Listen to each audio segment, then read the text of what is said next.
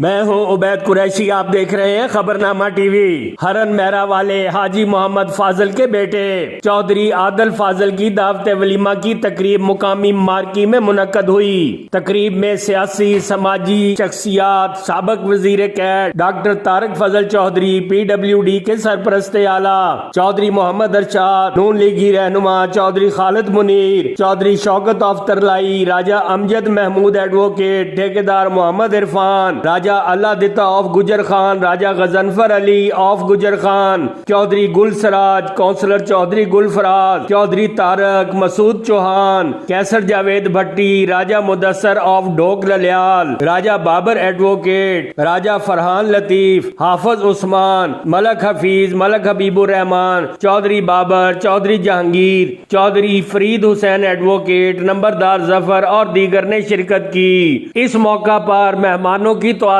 पुरतकल्लफ खानों से की गई। देखते रहिए खबरनामा टीवी, पढ़ते रहिए खबरनामा मैगजीन। 81 राजा साजिद, हमारा चैनल सब्सक्राइब कीजिए। शुक्रिया।